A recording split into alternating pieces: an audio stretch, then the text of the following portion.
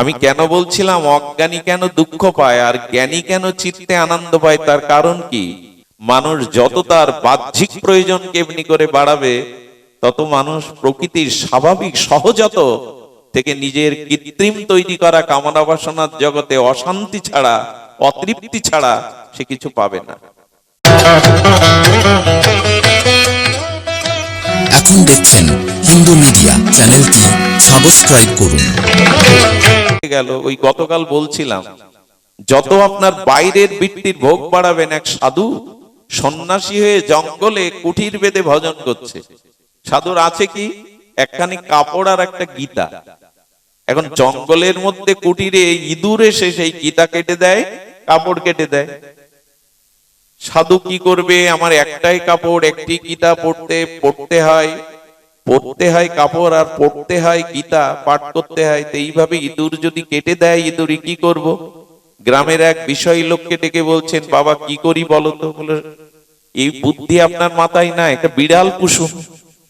আরে বিড়াল পুষলে তো সমস্যার সমাধান হয়ে যায়। বিড়াল এলো, বিড়াল ইঁদুর তাড়াতে লাগলো, কিন্তু বিড়ালকে তো কিছু দিতে হবে খেতে, বিড়ালের খাদ্য। আবার সেই বিষয়ী লোকের পরামর্শ, বাবা বিড়াল পুষেছেন, আপনি তো মাছ মাংস খান না, নিরামিষ, আমরা একটু করে দুধ দিয়ে যাই প্রতিদিন লোকের কাছে সাধু দুধের আশায় বসে থাকলে হয়? ওদের কাছে প্রত্যাশা করতে করতে বললে, বাবা দুধ আর প্রতিদিন কে দেবে আপনাকে? একটা কাজ করুন, একটা গাভী পুষুন, গাভীটাও দুধ দেবে, বিড়ালটাও সমাধান হবে। আচ্ছা, গাভী আনার পরে তার ঘাস কুটোর চিন্তা এসে গেল। ওই ঘাস কুটো কোথায় জোগাড় করবে? তার ভজন সাধন চুলোই যেতে লাগলো। সুবিধা যত বাড়াতে লাগলো, জাগতিক সমাধান যত বাড়াতে লাগলো, সমস্যা তার বাড়তে লাগলো। গরুর খাদ্য জোগাড় করার জন্য আবার সেই বিষয় লোক পরামর্শ দিল, বাবা 2 বিঘা জমি আছে আমার, এটা আপনি ঘাস ধান চাষ করেন, ওতেই চলে যাবে। ধান চাষ করতে গিয়ে, ক্ষেত দেখতে গিয়ে, গরুর খাবার বিড়ালের জোগাড় করতে গিয়ে তার ভজন সাধন শেষ। মানুষ যত তার বাহ্যিক প্রয়োজনকে এমনি করে বাড়াবে, তত মানুষ প্রকৃতির স্বাভাবিক সহজাত থেকে নিজের কৃত্রিম তৈরি করা কামনা বাসনার জগতে অশান্তি ছাড়া, অতৃপ্তি ছাড়া সে কিছু পাবে না। এইভাবেই বাড়িয়ে চলেছি আমরা। আমি কেন বলছিলাম অজ্ঞানী কেন দুঃখ পায় আর জ্ঞানী কেন চিত্তে আনন্দ পায়, তার কারণ কি? তার কারণ আমরা গতকাল আলোচনায় এনেছিলাম, প্রদীপ জ্বলছে, প্রদীপের উদ্দীপ্ত শিখার আগুনে কীট পতঙ্গগুলো ঝাঁপ দেয়, কারণ অন্ধকারের কীট পতঙ্গগুলো ওই প্রদীপের শিখার রূপে সুখ পাবে বলে, ভোগ করবে বলে এসে ঝাঁপ দিয়ে মরে পড়ে থাকে।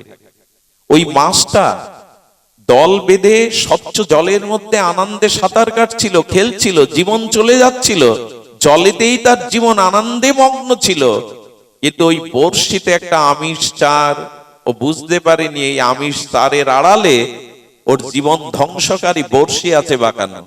ওই আমিষ চার গিলতে গিয়েই ওর মরণ হলো। আরে মাছ জানে না যে ওই আমিষ চারের আড়ালে বড়শি আছে, আর কীট পতঙ্গ জানে না যে আগুনের রূপে ঝাঁপ দিলে পুড়ে মরতে হবে। আপনার আমার বুদ্ধি আর বিবেক তো আছে, কোথায় ঝাঁপ দিলে মরতে হবে? ওরা অজ্ঞানী, ওরা জানে না, তাই ঝাঁপ দিয়ে মরে। আমরা তো জানি, আমাদের তো বিবেক আছে, ভগবান তো আমাদের বুদ্ধি দিয়েছে, কোথায় ঝাঁপ দিলে পুড়ে মরতে হবে। এখন আমরা যদি সেই ঝাঁপ দিই, তাহলে আমাদের বুদ্ধি কোথায়? অজ্ঞানতা যার হৃদয়ে আছে, ওই ঝাঁপ দিয়েই মরছে তারা। রূপের আগুনে, বিষয় ভোগের আগুনে ঝাঁপ দিয়েই তারা মরছে। আমাদের শাস্ত্রকার কোন একটা কথা বলছেন, মানুষ সাগরে নদীতে ডুবে গেলে মরে যায়, ডাঙায় থাকলে তীরে থাকলে বেঁচে যায়। কিন্তু সাধুরা বললেন এক জায়গায় ডুবলে বেঁচে যাবে, এক জায়গায় ডুবলে বেঁচে যাবে, আর এক জায়গায় ডুবলে মরণ হবে। সেটা হলো এই সাধু সঙ্গরূপ হরিকথার সাগরে ডুব দাও। এইখানে ডুবে গেলে বেঁচে যাবে, এইখানে যদি ডুব দিতে পারো বেঁচে যাবে। আর সংসার সাগরে বলে, সংসার সাগরে ডুব দিলে কাম ক্রোধ চিবিয়ে চিবিয়ে হাঙর কুমিরের মতো খাবে। সংসারও সাগর, আর এই হরিকথার সাধু সঙ্গেরও সাগর। বলে এই সাধু সঙ্গ সরোবরে ডুব দাও, এখানে ডুব দিলে মরবে না, বেঁচে যাবে। আনন্দ পাবে। আর সংসার সাগরে যারা ডুবেছে, তারা কাম ক্রোধ চিন্তার হাঙর কুমির তাদের চিবিয়ে চিবিয়ে খাচ্ছে। এই জন্য শাস্ত্রে বলছেন সংসারে তীরে দাঁড়িয়ে থাকো, তাহলে আর ডুববে না। মানে অত ভোগের মধ্যে যেও না, একটু সংযম হয়ে থাকো, একটু ত্যাগ নিয়ে তীরে থাকো। আর সাধু সঙ্গে একবার ডুব দাও, এইখানে ডুব দাও, ওখানে তীরে থাকো। আমরা উল্টে ফেলেছি, সংসারে কামনা বাসনায় ডুব দিয়েছি, আর সাধু সঙ্গে তীরে দাঁড়াই। আজ শরীর ভালো লাগছে না, আজ অনেক শীত পড়েছে, কালকেই তো শুনে এলাম আজ আবার যাবো, এই একই তো কথা। এই আমরা সাধু সঙ্গে তীরে দাঁড়িয়ে থাকি আর সংসারে ডুবে থাকি। কে রক্ষা করবে আমাদের? এই জন্য দয়া করে আমাদের যদি দুঃখের হাত থেকে মুক্তি পেতে হয়, তো আসুন আমরা স্বরূপের ধ্যানে যাই, স্বরূপের পথে চলি। এইটা হলো জ্ঞানী এবং অজ্ঞানীর পার্থক্য। যে স্বরূপের পথে যখনই আমরা চলবো, তখনই আমাদের জীবনে এই আনন্দ সহজ সুখ রাশির আমরা সন্ধান পাব। আপনাদের মনে পড়ে বিষয়ের বিষয় সুখ আর ভক্তের ভজন সুখ, এই দুটোর মধ্যে পার্থক্য দেখুন। এক সন্ন্যাসী সর্বত্যাগী, তিনি এক প্রান্তর দিয়ে যেতে যেতে এক ক্ষুদ্র গুস্র গ্রামের মধ্যে দিয়ে চলেছেন। হঠাৎ বৃষ্টি এলো, আর সাধুর একটাই বস্ত্র, একটাই তার দেহে আবরণ, ওইটা ভিজেবে না বলে এক বিষয়ীর জানলার কাছে, তার চাল টিনের চালের শেষের কাছে এসে ওই বৃষ্টির হাত থেকে কিছুক্ষণ অপেক্ষা করছে দাঁড়িয়ে। তার বস্ত্রটা ভিজে যাবে, একটাই বস্ত্র।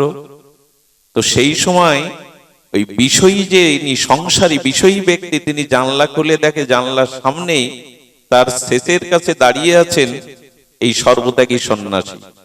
কিছু কিছু মানুষ আছে বিষয়ী যারা, অজ্ঞানী যারা, তারা সাধু দেখলে আবার তাদের কিছুটা কথা শোনাতে পারলে ভালো লাগে, সাধু তাদের সহ্য হয় না। ওহে সাধু, তুমি আমার শেষের কাছে দাঁড়িয়ে দাঁড়িয়ে বৃষ্টিতে ভিজছ, আমার কি সুখ হচ্ছে জানো? দেখুন সাধুকে পেয়ে সে বলছে আমার সুখ হচ্ছে কি জানো? বলে বলো। বলে আজ আমি 5,000 টাকা আয় করেছি, ওটা ব্যাংকে জমা রেখেছি। আমার গাভীগুলো রাখালরা গোয়ালে বৃষ্টির আগেই তুলেছে, তারা নিশ্চিতে ঘুমাচ্ছে, ও চিন্তা আমার নেই। আর আমার পুত্রকন্যা খেয়ে দিয়ে ঘুমিয়ে পড়েছে শান্তিতে।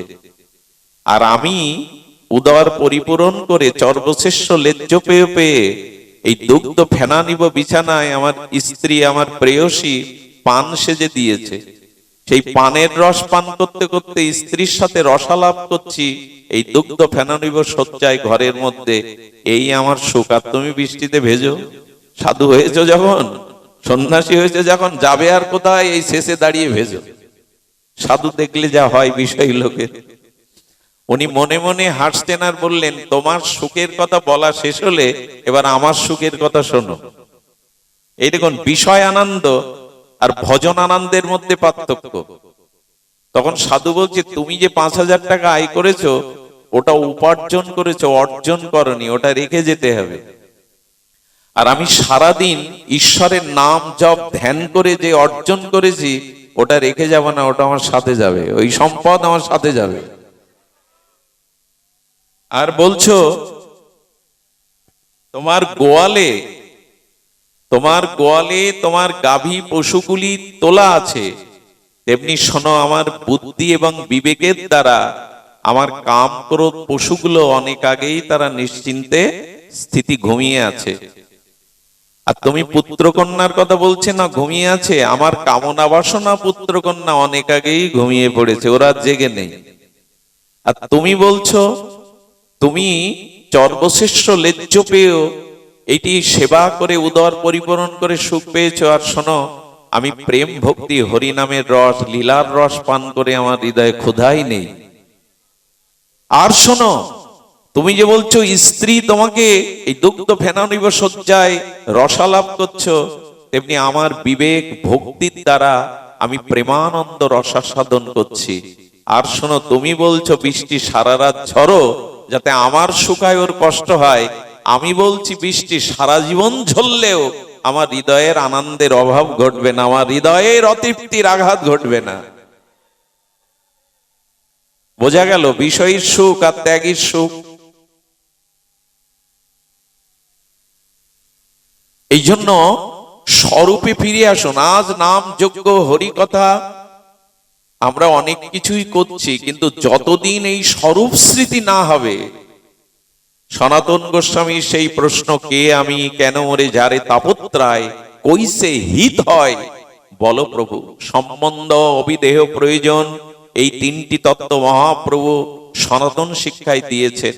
এই জন্য সম্বন্ধই যদি করতে হয় পরমাত্মার সাথে করো, সম্বন্ধই যদি করতে হয় ভগবানের সাথেই সম্বন্ধটা করো। এই জগতের কোন সম্বন্ধ নিত্য নয়, শাশ্বত নয়। এই জগতের কোন সম্বন্ধ চিরন্তন নয়। আমি জন্মের সময় পিতামাতা আমি সাথে আনিনি, পুত্রকন্যা স্ত্রী সাথে আনিনি, জন্মাবের সময় একটা বস্ত্রখণ্ডও সাথে আনিনি, এই পৃথিবীর কোন সম্পত্তিও সাথে আনিনি।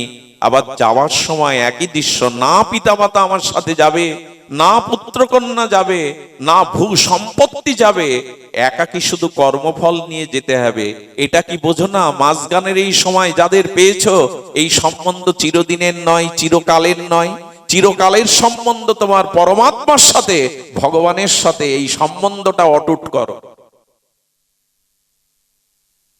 এই জগতের কোন সম্বন্ধ চিরস্থায়ী নয়, আর জগতের সম্বন্ধ আমাদের আশ্রয় দিতে পারে না। আমি প্রায়শ বলে থাকি, পিতার কাছে পুত্রের প্রকৃত আশ্রয় না। যারা পুত্র মনে করে পিতাই আমার আশ্রয়, না, পিতা আশ্রয় না। থাকলে প্রহ্লাদ মহারাজের মতো পুত্রকে বিষ খাইয়ে হত্যা করার জন্য পিতাটা উঠে পড়ে লাগতো না। পিতার কাছেও পুত্র নিরাপদ নয়।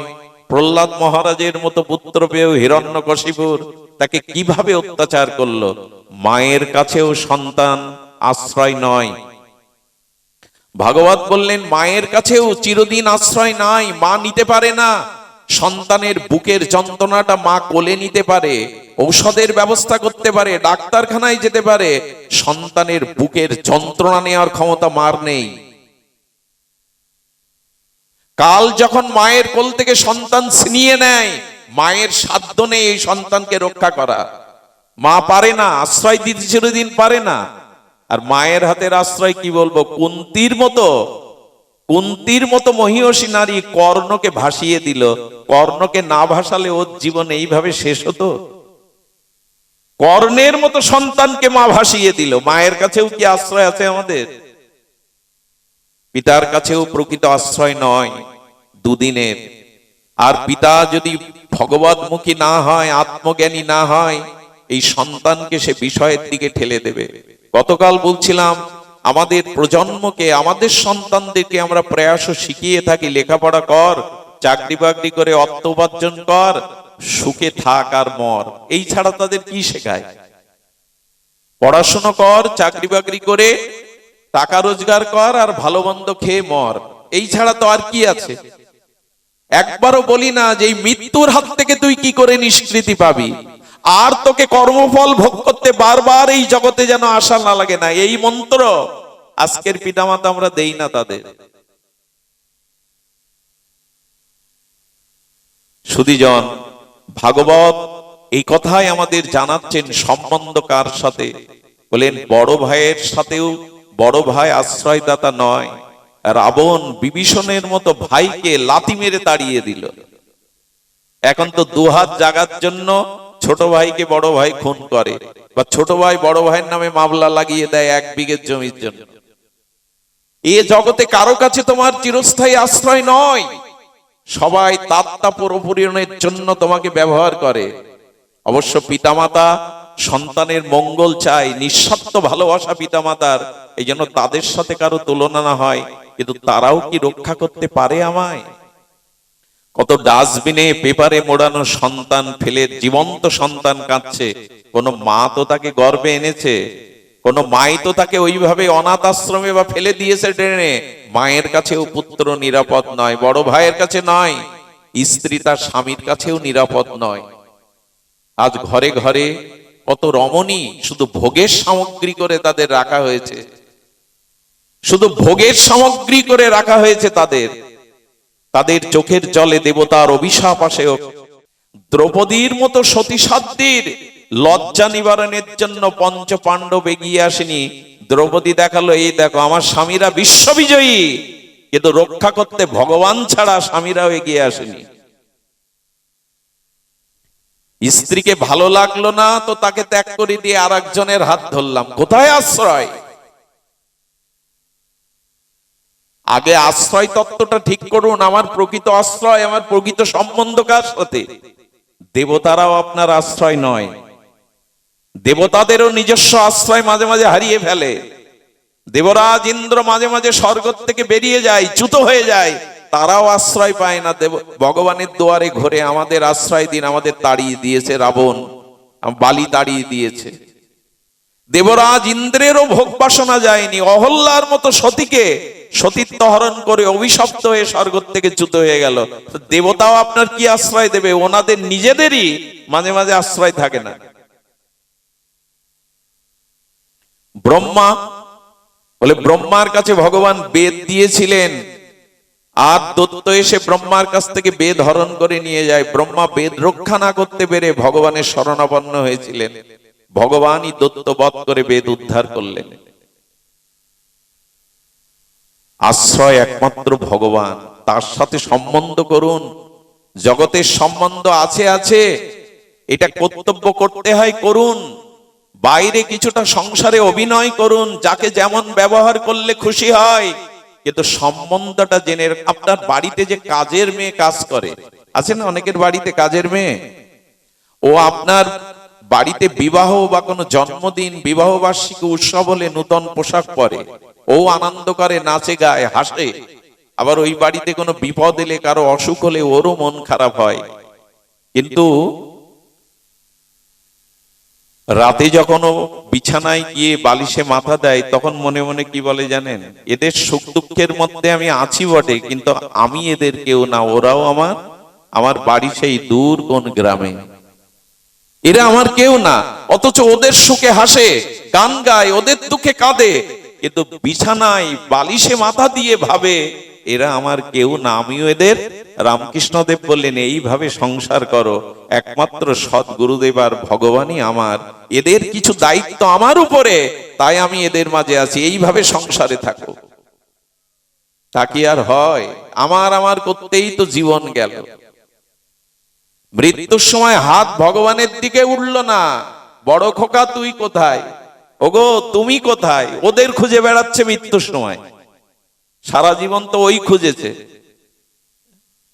মনে পড়ে তো প্রয়াত মুরারিমোহন দাস বাবাজি মহারাজ বলতেন, এই বিশ্ববন্দিত পাবন পদরেণু, উনি বলতেন, এক বিষয়ী লোক মারা যাচ্ছে আর বলছে স্ত্রীকে, তুমি কোথায় গো? এই তো তোমার মাথার কাছে। বড় খোকা, আমি তোমার ডান হাতে আছি বাবা। মেজ খোকা, বাবা আমি তোমার বাম হাতে। ছোট খোকা বললে, আমি তোমার চরণের কাছে। বললো, বেটা সব এখানে, তো দোকানে কে? যে ব্যক্তি মারা যাচ্ছে সে বলছে, সব এখানে, তো দোকানে কে? এই হলো আমাদের দুর্দশা। হাত আর গৌর বলে উঠবে না, রাধে বলে উঠবে না, হাত উঠবে স্ত্রী কোথায়, পুত্র কোথায়। ওদের সাথেই তো জড়িয়ে আছি সারা জীবন। এই জন্য মাঝে মাঝে একটু বের হন। আচ্ছা, ওই যে বললাম পতঙ্গটি, কীট পতঙ্গ প্রদীপের আগুনে ঝাঁপ দিয়ে মরে। আচ্ছা, মূল আগুনের মধ্যে ঝাঁপ না দিয়ে যদি পাশে ঘুরতে থাকে, ওই আলোর রোশনায় পাশে ঘুরতে থাকে, মরবে তো। তেমন সংসারের কূলে দাঁড়িয়ে সংসার করো, আর সাধু সঙ্গে ডুবো, এইখানে ডুবে যাও, আর ওইখানে কূলে দাঁড়াও, যাতে ফিরে আসতে পারো। আমার করতে গিয়েই ডুবে গেছি। এই জন্য শাস্ত্র বলছে, স্বরূপের সাথে সম্বন্ধ করো।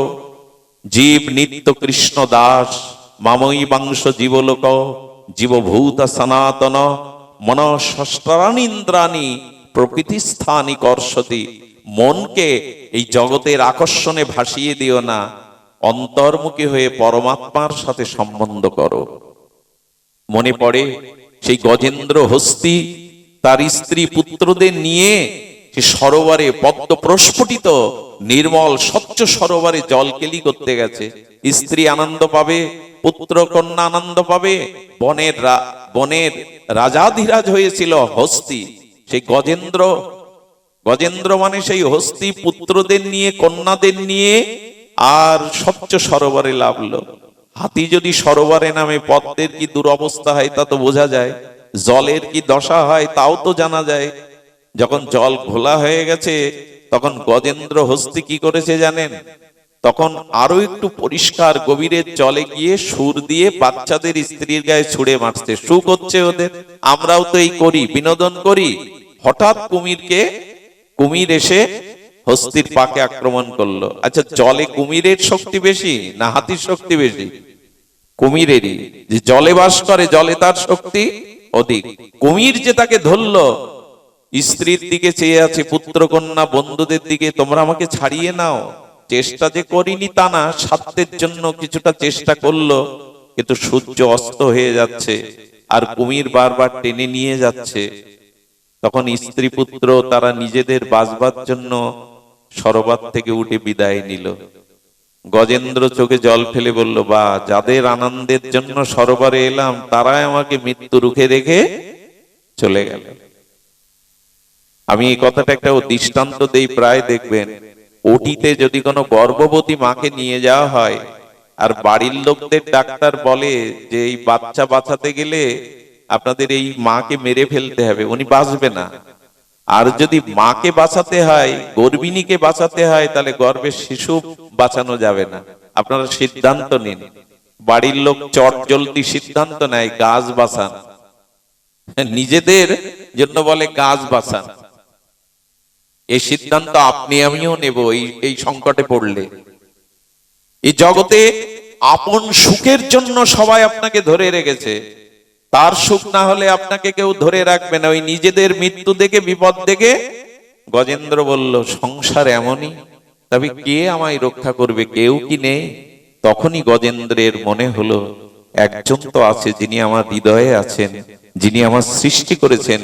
গজেন্দ্র তখন সুর দিয়ে বিশ্ববিধাতাকে ডাকলো। ভগবানের নামও জানে না, না গোবিন্দ, না মধুসূদন, না কিছুই জানে না। বললেন, হে স্রষ্টা, যিনি জগৎ সৃষ্টি করেছো, আমাকে সৃষ্টি করেছো, সর্বজীবের হৃদয়ে আছো, তুমি আমাকে রক্ষা করো। যেই গজেন্দ্র চোখের জলে সুর তুলে ভগবানকে স্মরণ করেছেন, বিলাস মূর্তি বৈকুণ্ঠ হতে গরুরের পিঠে আসছিল, দেখলো গরুরের পিঠে যেতে গেলে বিলম্ব হতে পারে, গরুরকে ছেড়ে দিয়ে ঝাঁপ দিলেন ভগবান, ঝাঁপ দিলেন ভক্তকে রক্ষা করবার জন্য। আর সুদর্শন চক্র দিয়ে তুলে কুমিরটাকে বধ করে গজেন্দ্রকে নিয়ে গেছিলেন বৈকুণ্ঠে। এই দেখুন, কাকে স্মরণ করতে হবে, সম্বন্ধ কার সাথে করতে হবে।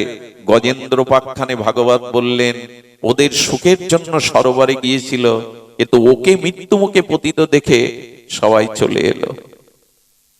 সুধীজন, এরই নাম সংসার। এখানে প্রকৃত সম্বন্ধ আর কারোর সাথে নয়। হ্যাঁ, স্ত্রী পুত্র আছে, পিতামাতা আছে, তাদের প্রতি কর্তব্য পালন আছে, টাকা রোজগার করতে হয়, ব্যবসা করতে হয়, ঘর বাড়ি দেখতে হয়, কিন্তু মনে মনে ওই কাজের মেয়েটার মতো ভাবুন, এরা আমার কেউ না। আমি বিদেশে এসেছি, এদের কাছে কোনো জন্মে ঋণ ছিলাম, সেই ঋণ শোধ করবার জন্য এদের ঘরের মানুষ হয়ে এসেছি। এই ঋণ শোধ করে আমাকে ফিরে যেতে হবে, এটা আমার বিদেশ, আমার দেশে আমাকে ফিরতে হবে। মনো চলো নিজ নিকেতনে, মন নিজের বাড়িতে চলো, এটা বিদেশ, এটা তোমার দেশ নয়। এই বোধ সাধু সঙ্গে ছাড়া জাগবে না। ভগবত কৃপা না হলে, এই বিষয় সংসারে মেতে থাকলে এই বোধ জাগবে না। এই আহ্বান, ওই ওপারের থেকে যে আহ্বান আসে, আয় ঘরের ছেলে ঘরে আয়, ওই মহা সিন্ধুর ওপার থেকে কি সঙ্গীত ভেসে আসে। বিশ্ববিধাতা বললেন, আয় ফিরে আয়, ঘরের ছেলে ঘরে আয়। এখানে দুঃখ জরা মৃত্যু ছাড়া কিছু নেই। এটা আমার লোকে আছে চির বসন্ত, এখানে জরা নেই, মৃত্যু নেই, এখানে আনন্দই আর আনন্দ। কই তার ডাকে সাড়া দেই তো? ওই সিন্ধুর ওপার থেকে, ওপার থেকে ডাকছেন, আমার প্রিয় পরম ফিরে এসো। সুধীবৃন্দ, এই জন্য সম্বন্ধ যাদের সাথে করেছি, এই সম্বন্ধ টিকবে না, এটা বিনাশশীল, অনিত্য সম্বন্ধ। ভগবানের সাথেই সম্বন্ধ করুন। তাহলে কে করে দেবে? হলো গুরু মহারাজ। পাত্র পাত্রীকে উপযুক্ত শুভ দিনের নির্ঘণ্ট থেকে ব্রাহ্মণ এসে পুরোহিত এসে মন্ত্র বলে হাত বেঁধে বিবাহ দিয়ে যায়, আর তাতে তারা সারা জীবনের সুখ দুঃখের সাথী হয়ে যায়। বলে তেমনি গুরুদেব ভগবানের সাথে আমাকে যুক্ত করে দেন, শ্রী গুরুদেব ভগবানের সাথে আমাকে যুক্ত করে দেন, তুমি তার। সুধীবৃন্দ, এই হলো সম্বন্ধ। আর কোন বস্তুর সাথে কারোর সাথে সম্বন্ধ হলে কি হয়? সম্বন্ধ হলে তখন কর্তব্য এসে দাঁড়ায়। এই কর্তব্য হলো অভিধেয়। অভিধেয় মানে কর্তব্য। অভিধেয় হলো কি বলছেন? সম্বন্ধ অভিধেয় প্রয়োজন। অভিধেয় হলো ভক্তি করা, অর্থাৎ যখনই সম্পর্ক তখন তার প্রতি আপনার সেবা ভাবনা আসে, এটাই হলো অভিধেয়, অর্থাৎ কর্তব্য পরায়ণতা। যারা দীক্ষা নিয়েছেন, তাদের দ্বিতীয়বার জন্ম হয়েছে, তাদের উচিত ভগবানের সাথে যে সম্বন্ধ হলো সেই সম্বন্ধের দ্বারা কর্তব্য পালন করা। দীক্ষা নিয়ে একটু বিগ্রহ সেবা করা, ফুল তুলসী দেওয়া একটা অভিশাপ হলো আমাদের দেশে। আমরা পুরুষরা দাবি করি, মনে করি যে মায়েরাই শুধু ঠাকুর ঘরে পূজা অর্চনা করবে, ওটা আমাদের কাজ না। কিন্তু পুরুষ তো এক ভগবানই, আমরা সবাই প্রকৃতি। আমাদের প্রত্যেকের উচিত দীক্ষার পরে অন্তত ঠাকুরের চরণে 5 মিনিট সময় হলো একটা ফুল তুলসী দেওয়া। তা না হলে দীক্ষা মন্ত্র ফলবতী হয় না। সম্বন্ধ করলে তার প্রতি একটা কর্তব্য পরায়ণতা আসতে হয়, করি তো। গুরুদেব বলে দিয়েছেন অন্তত 4 মালা জপ করবে, 25 মিনিট সময় লাগবে। 1000 কাজের ভিড়ে 25 মিনিট সময় তেমন কিছু না, দেন তো প্রতিদিন 4 মালাতে। কর্তব্যটা করছি কি আমরা? এই যে একটু ভগবানের প্রসাদ পাওয়া, সুধীবৃন্দ, তাকে একটু দিয়ে পাওয়া।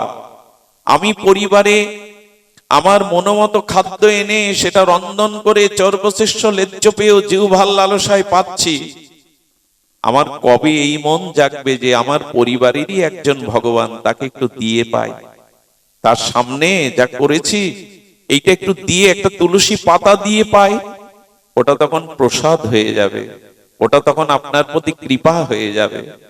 সুধীবৃন্দ, এই জন্য কর্তব্যটা করতে হবে। আমি দীক্ষা নিয়েছি এটা বড় কথা না, সম্বন্ধ হয়েছে এটা বড় কথা না। বিবাহ করলে স্ত্রীর দায় দায়িত্বও পতিকে পালন করতে হয়। পতি মানে কি? যিনি পরিপূরণ করেন, যিনি রক্ষণ করেন, যিনি দায়িত্ব পালন করেন, তাকেই তো পতি বলে।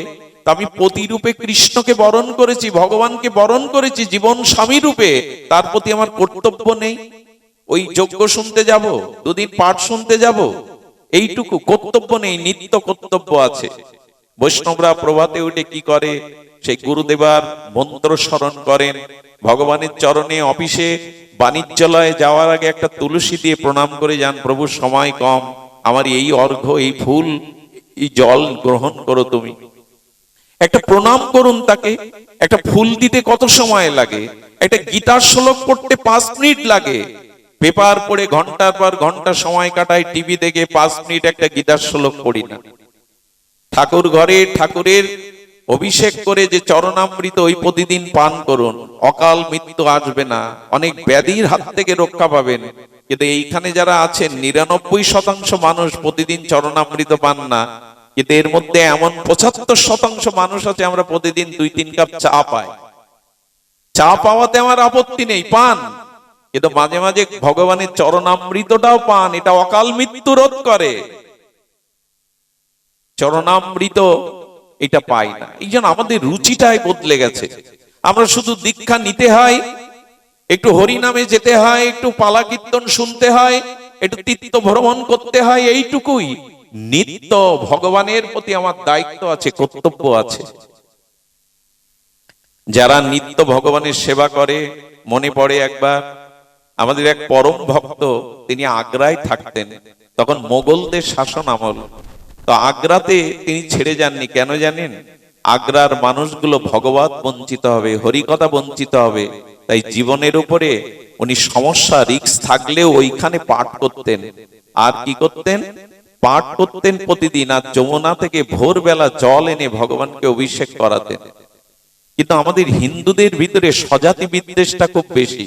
ওইখানে লোক গিয়ে বসতো, ওনার সুনাম ছড়িয়ে গেল, তাই তারা কি করলো, মোগলদের কাছে নালিশ করলো, আগ্রায় বাস করে ভগবানের সেবার নাম করে লোক জোগাড় করে, তাদের রাজনৈতিক মতলব বুদ্ধি প্রদান করে, আপনি ওকে অ্যারেস্ট করুন।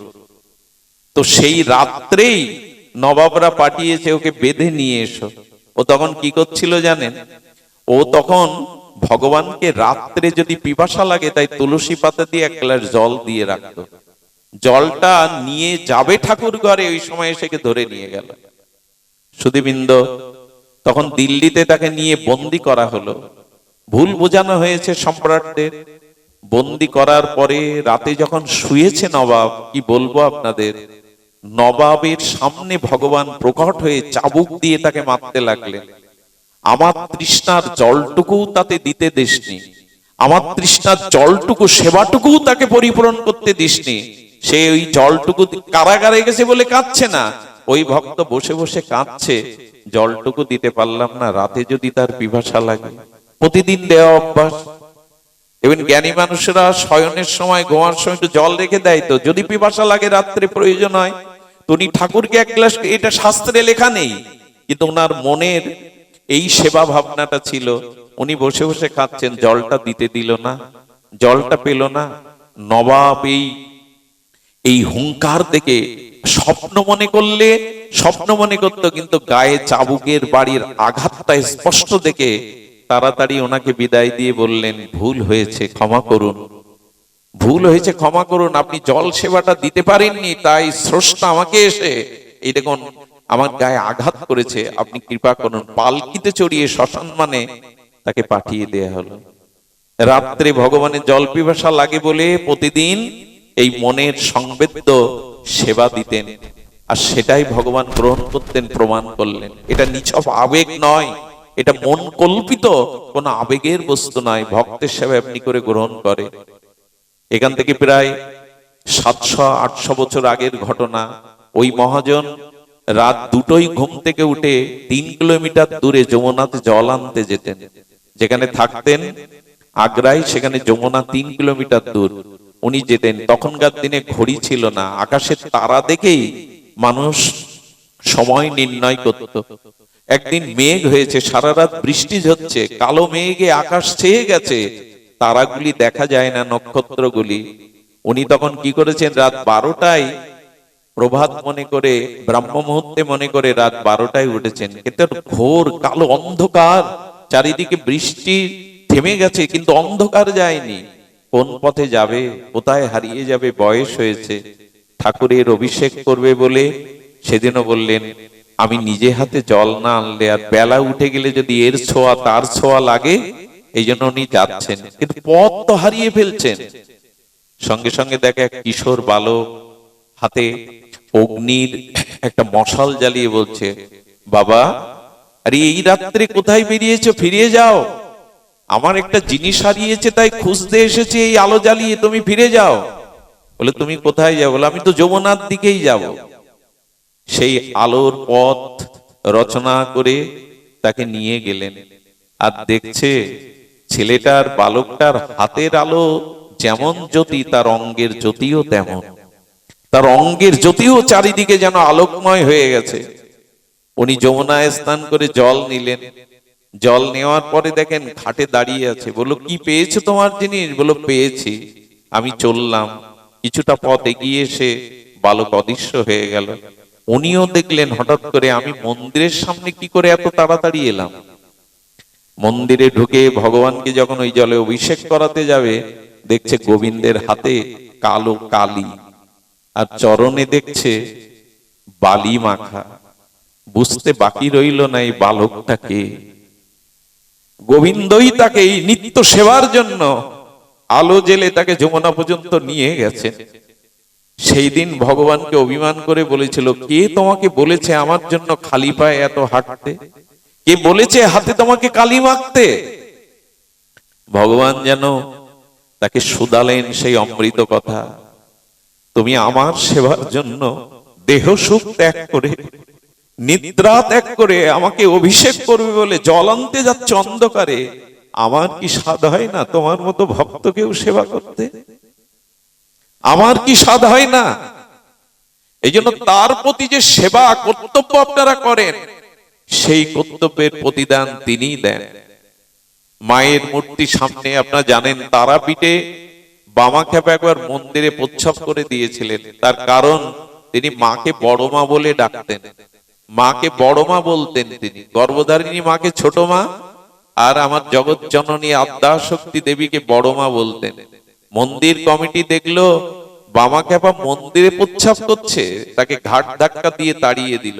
আরে মূর্খ, শাস্ত্র জানো না মায়ের মন্দির অপবিত্র করছো? 3 দিন মামা পড়ে এলো, ও বড় মা, বড় মা রে, সন্তান কি মায়ের কোলে কাপড়ে প্রচ্ছাপ করে দেয় না, তাই বলে মা তাড়িয়ে দেয়? 3 দিন না খেয়ে পড়ে আছে বামা। 3 দিন বাদে তারাপীঠে ভোগ লাগাতে গেলে মা বললেন, আমি 3 দিনের উপবাসী।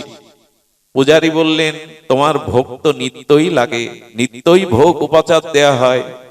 বলে, সন্তান না খেলে কি মা খায় কখনো? আমার বামা পড়ে আছে, 3 দিন মুখে সে কিছু দেয়নি। যেই এই কথা মন্দির কর্তৃপক্ষ সেবকবৃন্দ জানলো, সেই দিন থেকে নিয়ম হলো কি জানেন? মা বলেছিলেন, সন্তানের বস্ত্রে কোলে গায়ে যদি সন্তান মলমূত্র ত্যাগ করে, মা তা ঘৃণা বোধ করে না। এটা সন্তানের অপরাধ নয়, ও শিশুর মতো আমাকে বড় মাই বলে ডাকে, ওকে নিয়ে ওকে সেবা দাও। আজও তারাপীঠের নিয়ম কি জানেন? সেই দিন থেকে ভোগ হলে আগে বামার নামে নিবেদন হবে, তারপরে মায়ের নামে। এখনো এই রীতি, এই রীতি। ভালোবাসার প্রতিদান মা দিতে পারেন।